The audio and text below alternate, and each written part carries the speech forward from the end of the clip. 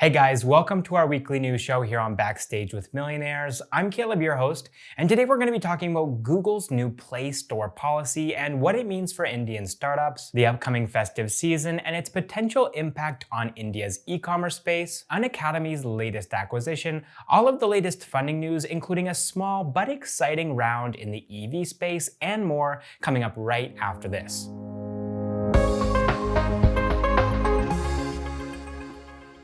Okay, so starting with the first piece of news, Google's new Play Store policy and what it means for Indian startups. So 30% has been the cut that Google takes from in-app purchases from apps that have been downloaded from the Play Store. And that's not changing, but what is changing is the categories of apps which are included in this policy. Previously, categories like fitness, dating, education, and video streaming did not need to pay this 30% cut. And this is a pretty big deal, which is why Google is giving all of these apps which are now included in this policy 1 year to comply with these new regulations. So just to give you guys an idea of what kinds of companies are going to be affected by this, we can look at CultFit, Unacademy, Byju's, Truly Madly, and then over in the United States, you've got companies like Netflix, Spotify, and Tinder. Android 12 is coming up soon, and Google has said that they're going to make it easier for people to download and install third-party app stores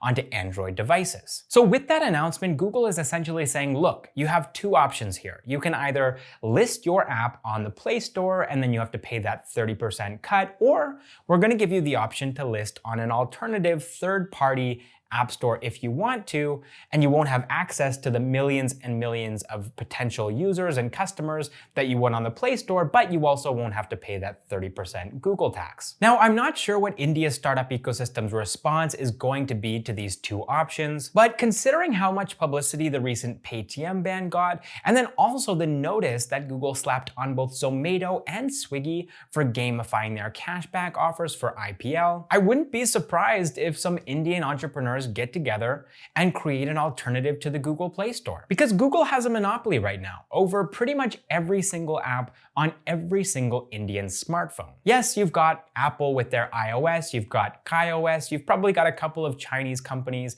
that still have a minuscule presence here in India with their operating systems, but everything outside of that tiny minority is dominated by Google. I think that India should have its own digital app ecosystem and its own app store. And I hope that in a future news video, I can happily report that such a store has been created and it's getting a lot of traction. But until then, let's move on to the next news item.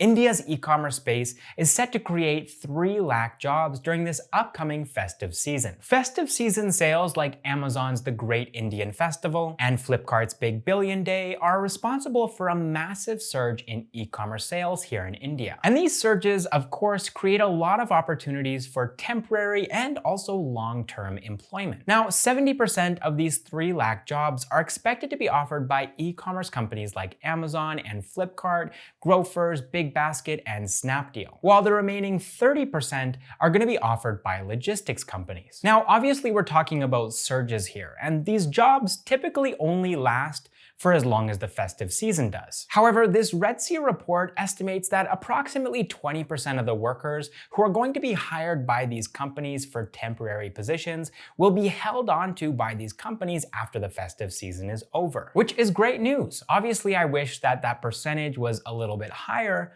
but still, 20% of people getting jobs and keeping jobs is great news during this pandemic, where a lot of people have actually lost their jobs. So, quick community announcement for you guys. We're going to be posting a video this Monday that I've been very excited to share with you all. It's been a work in progress for about a month and a half. I started working on it pretty much right after we finished posting the India versus China startup ecosystem video. So that video is going to be posted at 1 p.m. on Monday, but we're going to start the premiere at 10 a.m. on Monday, so that if you guys have any questions about the video or you have any questions for me, you can just come and join that premiere. We can chat. And then once the video actually goes live at 1 p.m., we can all watch it together. So I'm looking forward to seeing you guys there and chatting with you all during the premiere. And also, I think I say this pretty much every single video, but only about a quarter of you guys who are watching this video right now are subscribed. So if you're not already subscribed and you want to see more videos like this one, make sure to hit subscribe. And also, you can hit the bell icon too so that you get a notification every single time we post a video, because we post multiple videos every single week about Indian startups, entrepreneurs,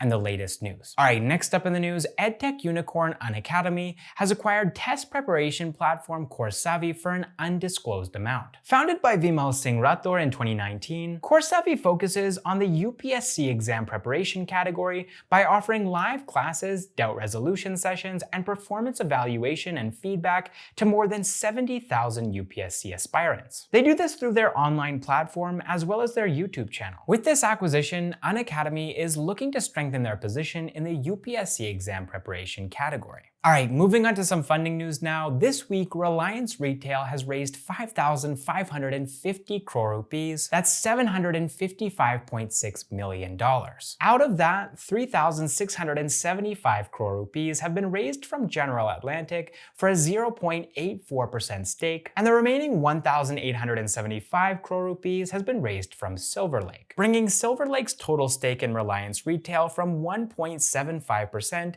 to 2.13%. This month, including this investment, Reliance Retail has raised a total of 18,600 crore rupees. That's $2.5 billion from Silver Lake, General Atlantic, and KKR. All right, next up in the funding news, American e-commerce giant Amazon has invested 1,125 crore rupees, that's $153 million, into its Indian marketplace business, Amazon Seller Services, in preparation for its flagship Great Indian Festival sale. Earlier this year, in June, the company had invested 2,310 crore rupees, that's $314.6 million, into this same business. With these funds, Amazon is expected to ramp up its logistics and delivery capabilities as it prepares for growing demand ahead of the Great Indian Festival sale. Daily e-commerce deliveries have already grown from 3.7 million, that's 37 lakh shipments in pre-COVID months, to more than 5 million, that's 50 lakh shipments during this pandemic. And this number is expected to touch 22 million during the festive season. In fact, festive sales are expected to almost double this year and touch $7 billion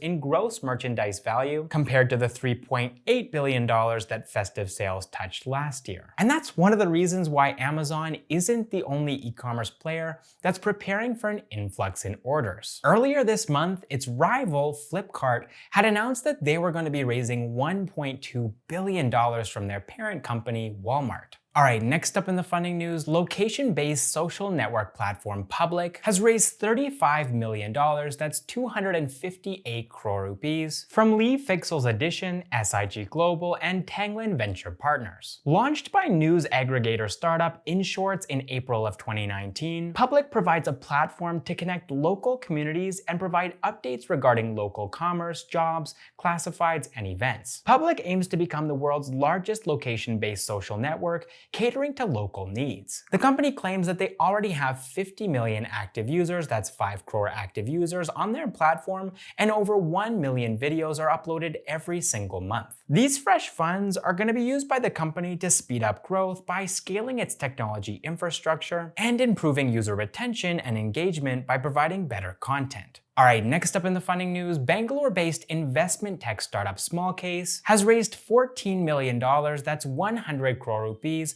from Sequoia Capital, DSP Group, Bloom Ventures, BNext, WEH Ventures, Arkham Ventures, and Cred's Kunal Shah. Founded by Rohan Gupta, Anugrah Srivastava, and Vasant Kamath in 2015, Smallcase is a stock investment platform that simplifies the investment process by creating a portfolio of stocks which are bundled in a basket, which they call small cases. These are kind of like mutual funds, but while you can't own individual stocks that are in a mutual fund portfolio, here you actually own all of the stocks that are in each small case. These small cases are created by financial experts and reflect different themes and strategies like, say, electric mobility or the great Indian middle class or rising rural demand. Over the last 2 years, Smallcase's investor base has grown by 8x to reach 1.5 million people and transactions worth more than 5,000 crore rupees. The company is going to be using these latest funds to build and grow its Smallcase ecosystem over the next 18 months by strengthening its technology infrastructure and adding more products and Smallcase creators onto its platform. All right, next up in the funding news, EV startup Etrio has raised $3 million in its Series A round from a number of different high-net individuals that are based out of Singapore. Founded by Deepak MV and Satya Yalamanchili in 2017, Etrio is an EV manufacturer which has a number of different EV products like bikes, cars, and three-wheelers. While the company does sell its products directly to customers, they've also partnered with e-commerce and logistics companies like Amazon, Flipkart, Big Basket, and Let's Transport to boost EV adoption in India. With these latest funds, Etrio is looking to add new products to its portfolio, drive customer acquisition and sales, and also launch its new electric three-wheeler Turo and its e-bike Ashva.